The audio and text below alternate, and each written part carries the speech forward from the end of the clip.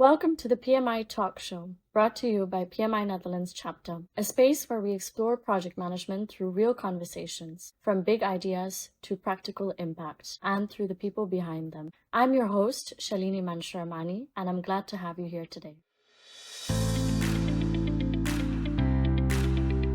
This year marks a special milestone, 25 years of PMI Netherlands chapter and 25 years of Threon, two organizations that have been closely connected since the very beginning. Today, we have a very special conversation. We're joined by Anton Zandhuis and Jolanda Cabrera-Sebesma. Anton is the founder of PMI Netherlands, and Jolanda is our very first female president of the PMI Netherlands chapter. Anton, Jolanda, warm welcome to the PMI Talk Show, and it's absolutely my pleasure to have you both here today. Thank you. Brief introduction for our guests. Sure. My name is Jolanda Cabrera-Sebesma. I'm the president of the PMI Netherlands chapter. My profession stems in project management within the pharmaceutical and biotech space for well over 25 years and really focused on complex management of clinical trials and working now within the AI space and clinical trial software development. And I'm Anton Zandhuis. I started my career in project management and I never left that profession because one thing's for certain, it's never boring. And when you thought you've seen everything, something new pops up. Started in a more technical environment and currently working already for nearly 20 years for Threon and also co-founder of the Netherlands chapter 25 years ago. Brilliant. Let's start at the very beginning. Anton, take us back 25 years ago. What was the original vision behind PMI Netherlands and Threon, and how did they merge together? Well, I was a project manager already for 10 years, and then I followed the PMP training with Threon, delivered by Louis Merken. My first response was, why didn't anyone tell me this 10 years before? I also joined the PMI Benelux chapter. At that time, we recognized that there were sufficient members for creating an independent Dutch chapter. And what was missing that you wanted to create the Dutch chapter? Or what was the mark of calling? Let's create the Dutch PMI chapter. The project management community actually lacked access to the knowledge of the international standard that especially the international organizations were using at that time, the PMBOK guide. The basic structure of the first edition, it's still applicable today, so it survives for over 25 years. To be honest, I'm still using it as a key reference for doing my work today and managing projects today, and also when delivering training to project managers. Shifting to Jolanda, when you hear the story of 25 years ago today, what resonates with you? Well, what I see is a shift from small community to a unified way of working with the intention to raise awareness of where we are today in today's world where PMI Global is bringing the more maximized benefits, own project success, relentlessly reassess and embrace adaptability and enterprise agility to the profession. I think that what brings more resonance to everything that I hear. What are the key shifts from 25 years ago to today, if you had to summarize? I think there's been a major shift, obviously, with the disruption of technology and how we have to adapt. So agility is a major shift in today's business way of working. Did you expect project management to evolve in this way, Anton? Well, at that time, no one could have known what the profession would look like today. In my view, the project management profession has extended from projects delivering results to programs, portfolio. The link with strategy has become more explicit. The job of the project manager from delivering a project result today is in making a business impact and more. Anton, how were you as a project manager back then? What was your day-to-day like? My goodness. It's 25 years ago. Yes. Be careful. Alzheimer kicks in. I'll tell you a little bit about mine. 25 years ago, it's so monotonous. In the profession of pharmaceuticals and biotech, you get a project in, procedures continue. You have to adapt because your goal is always to get your first patient into a trial. And then you're adapting the project plans and all these other plans that come with it. But over the last 25 years, project management true project management really hasn't changed as much. I think the way we have adapted is what has shifted the profession to where we are today. It's been a long time, obviously. And I think that we've added so many components to the profession that it forces you to work in an agile way, to be more adaptive, to understand the concepts, the strategies that go with project management. And I think that's something that I've seen throughout my career. Hasn't changed so much, but I do see the agility that you have to apply in order to be successful, to align business with strategy, to be able to execute and deliver. Those are the kind of things that I've seen. As a young professional, I feel like times have changed swiftly from the past, and it's not on a every year basis that you get new developments, but on a monthly, even weekly basis. So you're adapting at a higher pace than you used to before. Yeah.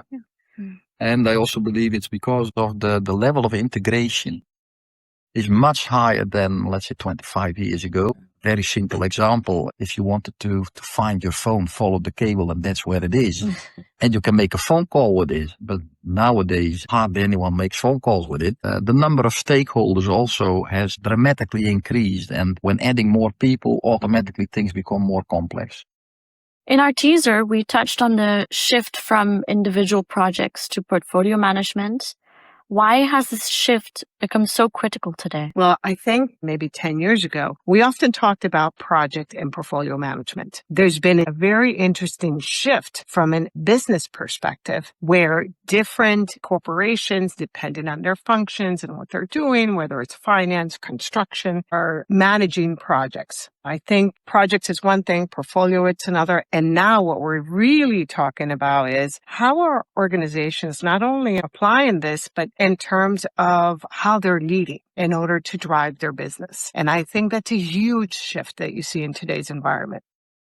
I don't know what you think. What we see is that because of the fact that the pace of change is so high nowadays and life cycles getting shorter because of that level of integration, you constantly have to adapt much faster than, let's say, 25 years ago. The level of integration also between project, program, portfolio management, linking everything you do to the strategy of the organization has become far more critical. And because of that, selecting the right projects for realizing your strategy is also far more important, because if you overload your portfolio with projects, you hardly get anything done. And this is typically the problem we nowadays see in many organizations. There are far too many projects going on at the same time. So much more focus is needed and much more alignment between the projects on one side and the strategy realization at the other side. That's much more important nowadays. You're absolutely right. Despite all the frameworks, the standards that we've set out there, organizations still struggle to find the right balance of executing and leading. Why is that so? And where do we find the common solution for it? So one of the things that I see in this time of disruption with technology and AI, businesses are trying to focus, and you're putting so much energy into learning the language to be able to adapt to the speed of how fast everything's going, that we're losing a little bit of sight in what really matters. You know, how are you making impact? How are you driving your business? I think that is, despite all the frameworks that are up there and all the knowledge that's available today, you still have to learn. I think leaders need to be able to recognize the importance of how this technology could be applied in their business. And how can they do that, Yolanda? I think in our business, we're starting at the top. It's not a down-top approach, it's a top-down approach. That is where we need to start. Leaders need to recognize the importance of implementing, seeing how AI could be really an advantageous component to integrate into businesses. And you think it's a more top-down approach rather than bottom-up? Yeah, I think you start with the leaders and work through. And the younger generation, the ones that are going to lead the way, are far ahead of many leaders. Before I come to the next question, do you have any additions to that? What we actually see in practice is that if you really want to work together fast, then what is key is having a shared language in the way we deal with our projects, our portfolios, our programs. And for that, frameworks are very handy, but nevertheless, it's means and it's not a purpose in itself. And what we sometimes see is that frameworks are just dropped into an organization, but they are too general and are not properly linked to the business of the organization. So every organization has to make its own translation, starting with everything from scratch. That's the other extreme. So yeah, I always say use PMI's frameworks as a start, but make it your own, adapted to your type of business, your environment, your context. There is not a silver bullet answer for that. Indeed. We set the standard, but we don't prescribe the way of doing things. So what would be your advice to young professionals who are CAPM certified or PMP certified? How do they start in this whole universe of project management? The CAPM and the PMP, it's a good start. At least you understand and you have the recognition that you speak the international language of project management. But again, it's a start. This profession, the way how you learn it is by doing it. By applying it in practice, that's the way how you really start understanding how things work. It's also still evolving. So what you learned yesterday in your CAPM or your PMP, you also have to maintain it. That's on the individual level, but we also recognize that when these individuals leave the organization, all the knowledge walks away. It's also important as organizations to start understanding how do we facilitate organizational learning so that when the people leave, the organization still has the knowledge, the experience, and is able to transfer it to the next generation. I think it's one of the key challenges nowadays in many organizations, shifting from individual learning, which is already a challenge, to organizational learning and social learning. Very well put. Yeah. If there was a young professional coming to you with the following question, what would your answer to that be? I am a CAPM or a PMP. I believe that this is a framework to be implemented in my organization, but my leaders have learned something else and they're working with that particular piece of framework or standard since more than 20 years. How do we work together and make the changes? Good question. I wouldn't say start fighting the windmills. That book has already been written. So, of course, you can try to influence your leadership, but if you are not able to influence them, to convince them that we need a shared framework, we need organizational learning, then at a certain moment, we also recognize that people give up. But giving up is not the right way forward. There are plenty of organizations who recognize that this is what is needed. That's also what makes the fun in your work. So don't get frustrated. Hands up. Then continue. And there are plenty of opportunities out there because we're always looking for good project managers. I think project management is also a great start for future leadership, especially today's leadership. Because the leaders of the future have to be able to lead by recognizing what is needed, what people need in order to do a decent job. Beautifully put, Anton. Thanks. Yolanda, what's your advice? Anton really described it nicely. Yeah. I think the leaders of the future are the next gen. We need to be alert of what their ideas are, to allow them to showcase what their capabilities are. You actually have been doing project management since you were a toddler. How come? Everything you do, it's a process. Learning to walk is a process. Whether you crawl backwards, eventually you look forward, you stand up, and then you start running, right? This is a process. Project management is a process. When you start in CAMP, you develop yourself, you go to PMP, you bring in these ideas, and that's the beauty of project management. We have to allow the young next generation to be able to display what they can do and what they bring on board, because that's what helps drive business. Powerful vision. Yeah. Thank you. Do you think organizations are still doing too much and struggling to prioritize what truly matters? When I look at it, it really depends on the business. How do you rate success? How do you define success for every organization, right? An organization that has a great EBITDA and is really performing great, why should you change? Organizational leadership is what's driving the business. If it's doing well, that's one thing. But if it's not, prioritization is really aligning your goals with your objectives and aligning that with your strategy. It's all depending on your organization. If I may add to that, I'm doing consulting and training in many organizations. And in practice, I do hear many project managers constantly saying, we don't get sufficient attention, time, capacity for our projects. Projects are constantly delaying. And this is a clear signal that there is something wrong in the priority setting in the organization.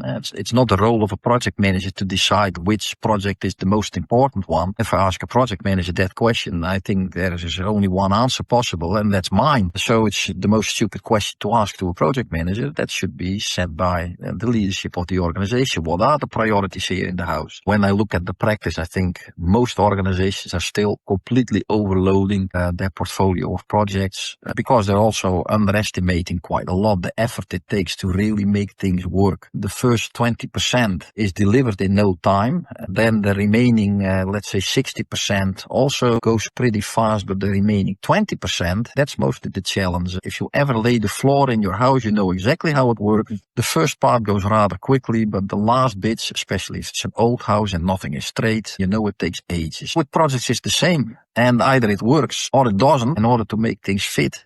It's quite a challenge. It's not a routine business and projects. It's doing new stuff. And every time you have to figure out new ways of working in new contexts with new technology, in new environments. There are quite some challenges to overcome. Not impossible, but that mostly works pretty well if you put a lot of focus on it. But if you have to do it next to other jobs, don't expect miracles. So as experienced professionals and project managers, what would be your advice to organizations struggling to prioritize? And what is one thing or two things or three things even that they must do to become successful? I would say, first of all, make your strategy more tangible. We sometimes see strategies. We want to be number one in and then fill in the dots. I've never seen organizations stating a strategy. We want to be number 25. So that's too vague. You really have to make the realization of your strategy measurable in tangible ways and also in ways that people really understand, not only on the leadership level, but also the people actually doing the jobs and realizing the projects and also realizing the run business. In that context, I would say do less at the same time, define your priorities in the strategy and deliver them step by step. And that's how you grow your business. That's how you realize your strategy. So from project to programs to portfolio, what does good project management look like? What does good program management look like? And what is good portfolio management? With project management, I would always say a project is a temporary organization. So it has a clear start and it has a finish. When I ask to project managers or teams, what is finished when this project is finished? Then you get 25 different answers. Well, that doesn't work. So clarify what is finished when this project is finished. In context of program management, I would say don't start acting as a project manager when you try to lead a program. The focus of the project manager is getting the result, whatever it is. But of course, in context of what's the business purpose, what's the business case, because the project is an enabler for the program manager to realize the business case. The focus of the program manager should be less on the what, but should be more on the why and how do we realize business benefits with that? How do we create value out of that? Last but not least, portfolio. It's typically looking at the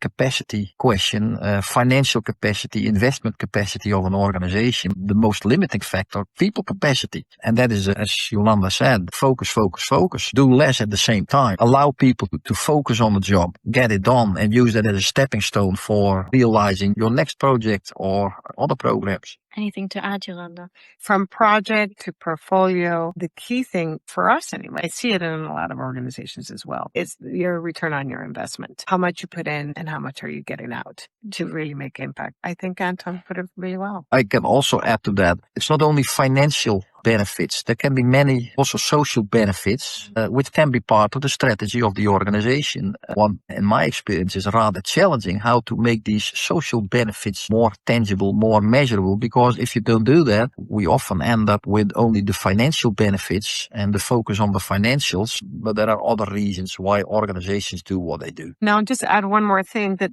we're seeing a lot of now in organizations, and this is the sustainability, the green project, and really organizations that are putting a lot of investment into sustainable projects. That is one of the biggest trends that we're seeing in today's environment. This enterprise agility that's being played out throughout organizations, bringing in more leaders into the spectrum to showcase how organizations are shifting from project to portfolio and beyond. To that extent, like you said, sustainability creates another challenge in projects. You do not only have to think about what is the impact on my project, which is relatively short term, but you also have to think further. What is the impact of my project 25 years from now? What we put together here, can we take it down 25 years after, or do we just have to smash everything together and throw away everything we use? So these are all factors which actually add to the complexity of the job of the project manager. Not only the project manager, but also the program manager, the business case behind it. We have to think much further than just realizing the project and making business with that. So clearly the fundamentals are known, but the future will demand even more agility and proactivity, especially with AI, sustainability, and other emerging topics. Looking ahead, what will define successful organizations in the next 25 years? The speed by which they are able to adapt to new challenges. I already said life cycles are getting shorter, so the speed of adaptation has to increase. On the other hand, if you constantly change direction, that's also another way of working. So how to balance the strategy of your organization and sticking to that strategy for a while. Also the ability to adapt the strategy based on the environment and the changes in the environment or the changes in your organization. One of the things that we see is that organizations need to realize that in today's environment, data is huge. So you need to understand your business. You need to understand the basis of what your data delivers. And the sphere around it. Right. That's why it's so important to understand the language. You don't have to be an AI expert, but you need to be able to understand the basis of what the technology is doing and how it could be used to your advantage as a business. So as president of the chapter, what does the future next 25 years look like for project management professionals? What skills do they need to pick up? You have to understand the basic AI language. Having some basic knowledge in terminology and how it's applied in your environment, in your profession is very important. You bring value to an organization, but you also bring value to your own development. We need to learn to use the technology wisely. And I think that is really important. Our chapter is growing immensely. We see a great interest. We see a lot of young people coming on board, getting certified, and we encourage that for their own development. And it brings value to every organization. I'd like to ask you a controversial question. We nowadays hear leaders say, oh, we won't need project managers in the future. AI can do everything. You will always need project managers. There has been data put out there by PMI and by other consultancy firms. Technology is going really fast. We see a very big shift in organizations. There are applications out there that are really useful for certain industries. You can have a virtual assistant can help you, but it does hallucinate. It does make mistakes. So you always need that human in the loop. And I think that you can't replace that. The key word, to my perspective, you used is human. It's a human profession. That's also something that has shifted from the early ways of managing projects. The human factor has become much more important than it was in the past. We see now stakeholder management becoming more and more important. It's all about humans, and technology will not replace that. You can compare it to 25 years ago, the way how our phone worked was different. If you now ask a kid to use a phone of 25 years ago, they are staring at the thing and they don't know what they should do and how to dial a number. Yeah. But we also recognize that sometimes the older generation has issues with using smartphones. We have to be aware of the fact that the pace of change is so high that we have to change how we manage projects in our whole career 3 or maybe even 4 times. What is also interesting is that the collaboration between the different generations is also becoming more important. And like Yolanda said, that's what we now see in the chapter. If we look at, let's say, the spread of ages within the chapter, it has increased significantly how many younger generations have joined the chapter, and I think it's great. Also for, well, I can call myself a senior, but I love it. And we love having you on this. Thank you. Well, you've walked down the memory lane so beautifully, and it was such a memorable, impactful conversation for me. If you had to summarize in one sentence, one piece of advice for organizations and one piece of advice for project management professionals? Think enterprise agility. Leaders need to look at that a little bit more deeply. It's also a message that comes from PMI. It's an important one. That's the first thing from an organizational or corporate perspective. From an individual perspective, find your local chapter, come to the That's Netherlands, get certified, and volunteer, because it's a great place to be. It's Absolutely. a place where you can actually make meaningful connections, network, and enhance your own development. Very well said. There's one thing I can add to that. I wouldn't be where I am today without the chapter.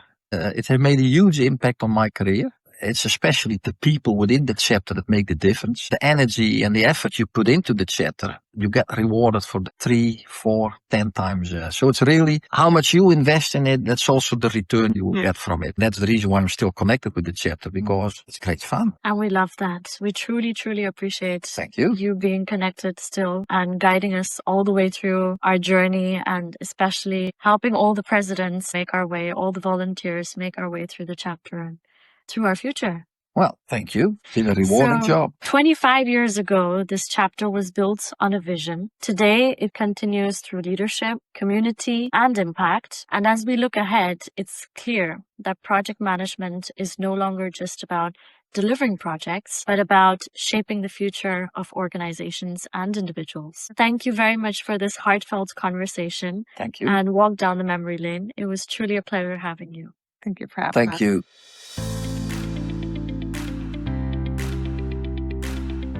For listening and being part of this conversation. If this resonated with you, feel free to pass it on to someone who might appreciate it. Until next time, keep growing and keep making an impact.